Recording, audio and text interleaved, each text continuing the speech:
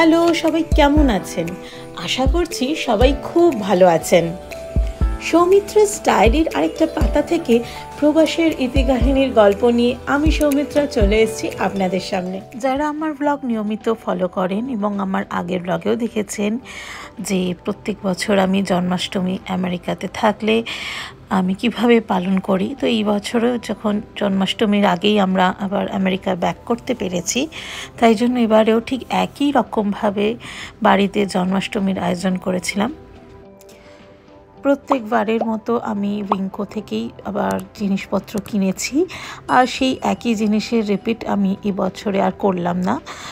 যারা পুরনো ব্লগ দেখেননি বা যারা আমার চ্যানেলে নতুন, তাদের জন্য আমি পুরনো ব্লগগুলো আমি ডিসক্রিপশন বক্সের লিঙ্কগুলো দিয়ে দেবো, যে আমি কিভাবে আমেরিকাতে জন্মাষ্টমী পুজো পালন করি বা শপিং করি। এই বছর আমার জন্মাষ্টমী পুজো চতুর্থ বছরে পা দিল, আর তার সাথে সাথে এইবারের জন্মাষ্টমী আরও স্পেশাল, কারণ আমার বাবা মা এবছরে জন্মাষ্টমীতে আমার সাথে থাকছে, আর একই সাথে সবাই মিলে আমরা জন্মাষ্টমী পুজোর আয়োজনটা করব। যতবারই পুজোটা করি ততবারই মনে হতো যে ইস, যদি বাবা মা এখানে থাকতো তাহলে খুব ভালো হতো। আর ঠিক গোপাল আমার এই কথাটা শুনেছে, তাই জন্মাষ্টমীতে এই বছরে আমি আমার বাবা মাকে পাশে পেয়েছি। আর শুধু আমার গোপাল নয়, মাও নিজের গোপাল নিয়ে এসছে এখানে আমার সাথে, আমার গোপালের সাথে জন্মাষ্টমী পালন করবে বলে। তো প্রত্যেক বছর আমি নিজের গোপালকে জল দিই, ভোগ দিই। তো মা নিজের বাড়িতে যতটা পারে নিজের মতো করে করে, তাই জন্য বললাম যে দেখো, এই বছরে তোমার গোপালও ভোগ খেতে আমার বাড়ি চলে এসছে। তো যাই হোক, একই রকমভাবে আবারও সব কিছু জোগাড় আগে থেকে করে রেখে দিয়েছি। তো এই দুটো স্কেলেট আমি পুরো পুজোর জন্য ইউজ করি, যেটা আমি আগেও দেখিয়েছি। আর এই জায়গাটা আমি পছন্দ করেছি এবারে পুজোর জন্য, নতুন বাড়িতে নতুন জায়গা।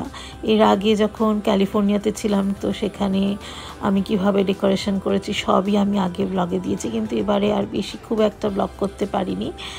আর একই জিনিসের বারবার রিপিটেশন আমার মনে হয় দর্শকদেরও একঘেয়েমি লাগবে। তাই ঘরটা সাজিয়ে নেওয়ার পর আমি কীভাবে ঘরটা সাজিয়েছি সেটা দেখাই। এই বছরে এই দরজার যে মাথায় যে মালাটা লাগিয়েছি সেটা আমি ইন্ডিয়া থেকে নিয়ে এসেছিলাম। আর বাদ বাকি যা যা ঘর সাজানোর জিনিসপত্র দেখছেন, ইভেন আমার পুজো, আমার ঠাকুর রাখার জায়গা, পুজোর অ্যারেঞ্জমেন্ট, এভরিথিং ক্যালিফোর্নিয়াতে গাড়ির মধ্যে ছিল। তাই আলাদা করে এই বছরে পুজোতে শুধুমাত্র ভোগের আয়োজন ছাড়া আর কিচ্ছু কেনাকাটি করতে হয়নি। এখন সুমন ভ্যাকিউম করে নিচ্ছে জায়গাটা, অলমোস্ট আমাদের কালকে সকালবেলায় পুজো, তাই জন্য যতটা পারবো রাত্রির বেলাতেই আমি আজকে ঠাকুরের সিংহাসন পেতে যেভাবে রেডি করে রাখি জায়গাটা, সেভাবে রেডি করে রেখে দেবো। এই আমার সিংহাসন বসে গেছে, আর এই হচ্ছে ব্যাকড্রপ, যেটা আমি দেয়ালে বোর্ড পিন গেঁথে করেছি। সকলকে জানাই শুভ জন্মাষ্টমী। সকাল হতেই উঠে পড়েছি আর সবাই মিলে রান্নার জোগাড়ে নেমে পড়েছি। প্রত্যেক বছর সুমন ছুটি নেয় এই দিনকে, কিন্তু আজকে ছুটি নিতে পারেনি, কারণ ও নতুন জবে জয়েন করেছে আর একদমই ছুটি হাতে নেই। তাই সব কাজটা আমি আর মা মিলে করছি, ও অফিস করছে আর বাবা আদিকে সামলাচ্ছে। প্রত্যেক বছর যা যা আমি ভোগ দিই গোপালকে, সেই একই ভোগ এই বছরেও আমি দেব। এই বছরে দুই গোপালের সাথে আমার গপু আছে, আদি, তো তাকে ইচ্ছা আছে সন্ধেবেলা গোপালের জামা পরাবো, তাকেও গোপাল সাজাবো। সেই সমস্ত ছবি আসছে, পুরো ব্লগটাই আমি আজকে জন্মাষ্টমীর নিয়েই করছি, আর তাই শেষ অবধি দেখবেন, আশা করছি সবার খুবই ভালো লাগবে। তাই জন্মাষ্টমী পড়ে গেলে সকালবেলায় আগে গপুকে সুজি দিয়ে দিই, আর তার সাথে বিস্কুট, কিছু চকলেট আর বাটার। তারপর কিছুক্ষণ পর ভোগটা আরও কিছু এগিয়ে রাখতে থাকি। বেলা বাড়লে গোপালকে পঞ্চামৃত দিয়ে স্নান করিয়ে রেডি করে রেখে দিই। এই বছরে গপুকেই আমাকে স্নান করিয়ে রেডি করতে হবে, আর তাদের জামাও কিন্তু সুদূর কলকাতা থেকেই এসছে। আমাদের সাথে এবারে পল্লবীও রয়েছে।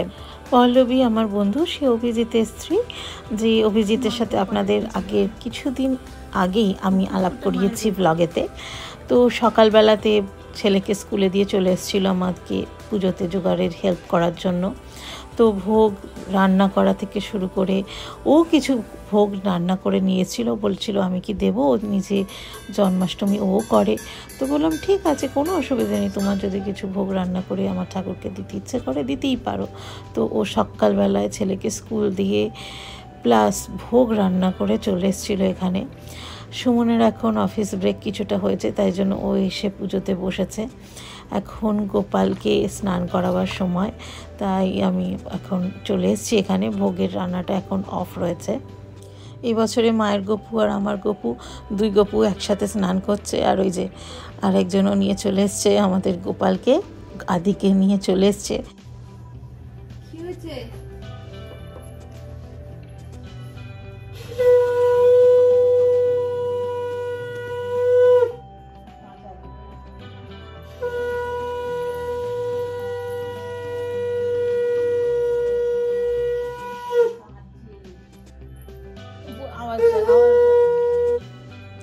হায় রে, শাঁখের আওয়াজ শুনে একজন ঠোঁট ফোলাতে শুরু করেছে।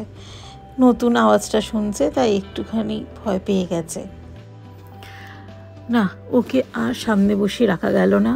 শাঁখের আওয়াজে ভীষণ ভয় পেয়ে যাচ্ছে, তাই ওকে ঘরে নিয়ে চলে গেছিলাম।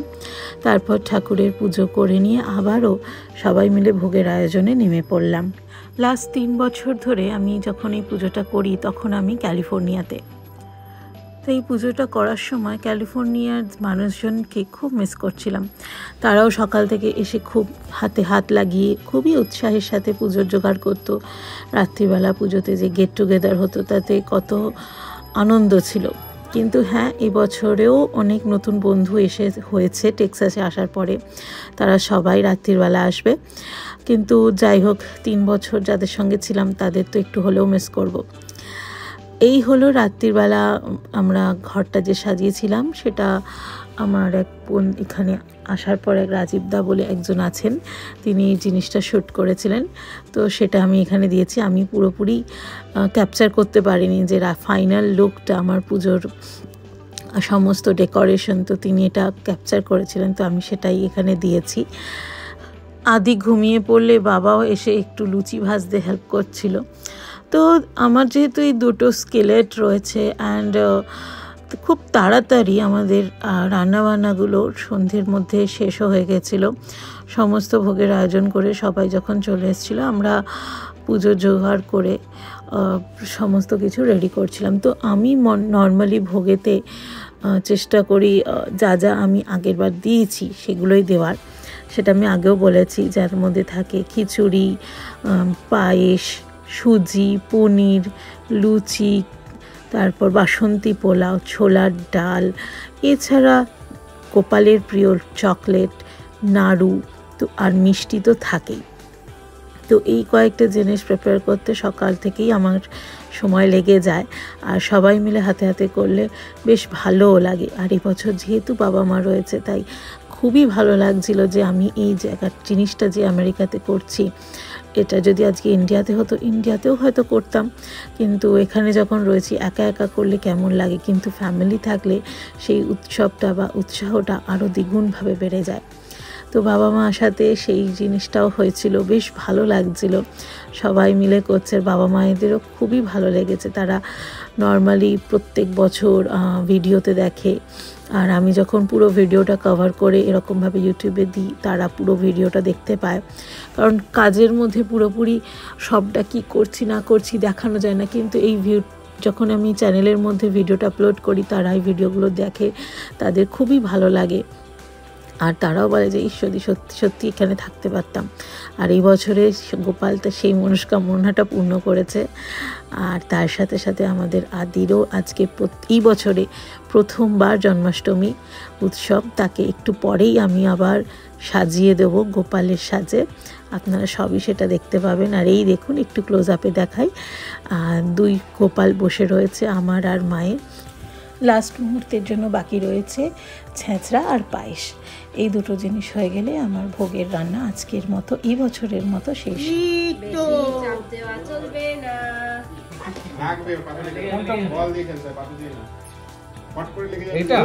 এটা থাক।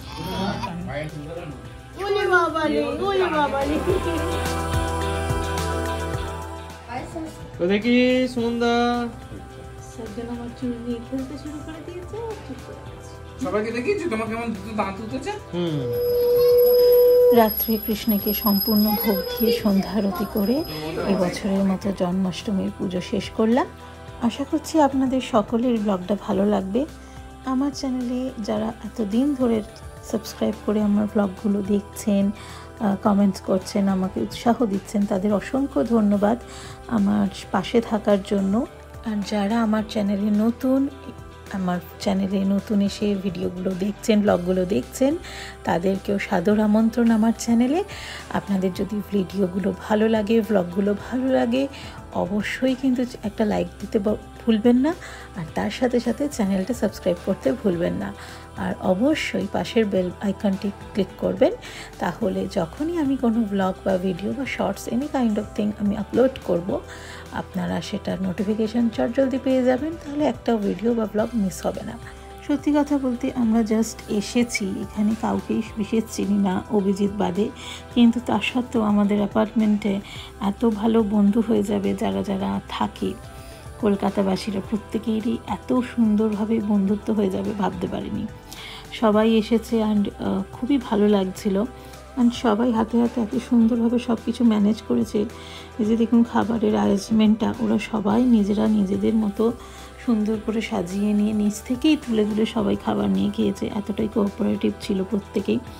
তো এটা আমরা বিদেশে থাকলে হয়তো কোথাও না কোথাও এইভাবেই পরিবার তৈরি হয়ে যায়। যাই হোক, আজকের জন্য তাহলে জন্মাষ্টমীর ব্লগ এখানেই এন্ড করছি। খুব শিগগিরই একটা ডেলি ব্লগ কিংবা আমাদের ট্রাভেল ব্লগ নিয়ে আমি সৌমিত্রা আবার চলে আসবো আপনাদের সামনে।